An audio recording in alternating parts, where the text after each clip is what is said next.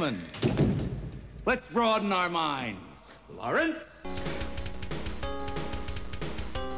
Now, I might be a bit biased with this, seeing as F-Zero was one of my favourite video games when I was a kid.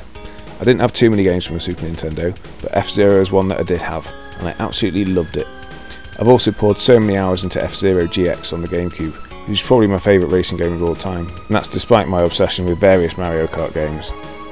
Now, Nintendo might have neglected all those F-Zero fans in recent years, but when it came to the Game Boy Advance, they went all out, releasing 3 full distinct titles based on the same 2D style as the original SNES version, with both F-Zero Maximum Velocity being released in 2001 and F-Zero GP Legend released in 2003 and 2004 in all regions.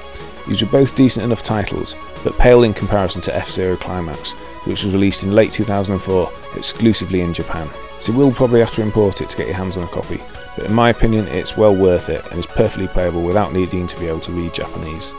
Considering it was released less than a year after GP Legend, the step up in the detail of graphics is quite astounding. It is somewhat incomprehensible how much content this game has, with advanced control techniques that can only compare to what's found in F-Zero GX on the Nintendo GameCube. The boost power works similar to GX, where on lap 2 and 3 you can boost by using your energy meter, but it also has the 2-tiered booster system where you can trigger it a second time to upgrade it to an even faster boost fire. It also has the side and spin attacks to use against other racers if you enjoy that sort of thing, although you don't need to use them to win races.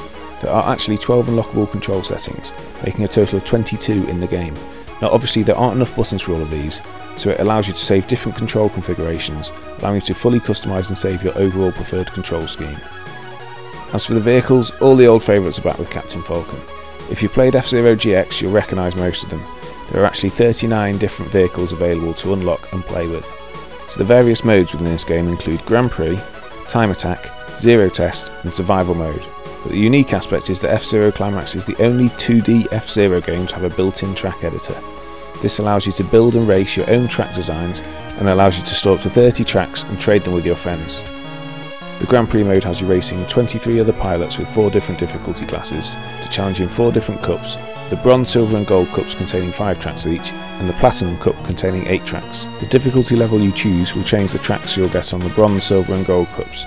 Novice and Standard will give you the same track, Expert has different more difficult tracks, and Master has the hardest tracks. Platinum has the same tracks regardless of the difficulty level, but this means in Grand Prix you end up with a total of 53 different tracks that you can play, and then once you've unlocked them, you can play them all in the time trial mode, where you can find even more tracks to play. By completing all 4 of the cups in the Grand Prix mode, you'll have unlocked a special championship course which has more obstacles than other races in the game. Within the time trial section you'll find the 36 Zero Test challenges, and finally it allows you to play the editable courses. It comes with 3 by default, but you can obviously build and trade your own to play.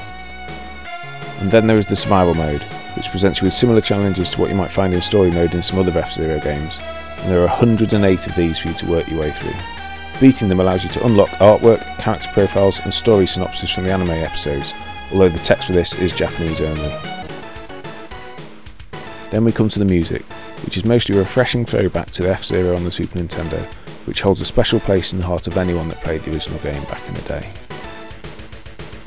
Being released so soon after GP Legend, it seemed to reduce people's interest in the series, which impacted the sales of Climax, and was then compounded by the fact Nintendo didn't even bother releasing it outside of Japan. So due to this limited release, you're probably looking at paying around £30 to £40 for it cart only, and around £60 for a complete in-box version. And as I said, it's hard to come across it anywhere outside of Japan, as most people probably settle on its more common but inferior predecessors. I think if this was a Super Nintendo game, you'd probably be looking at least 4 or 5 times that figure. I therefore think that the price is perfectly reasonable due to the quality of the graphics, the sound, the gameplay and the sheer amount of content squeezed into this tiny cartridge. I see this release as the F-Zero GX of the 2D series, but packed with even more features and totally underrated. This is the one game that I always carry with my Game Boy Advance.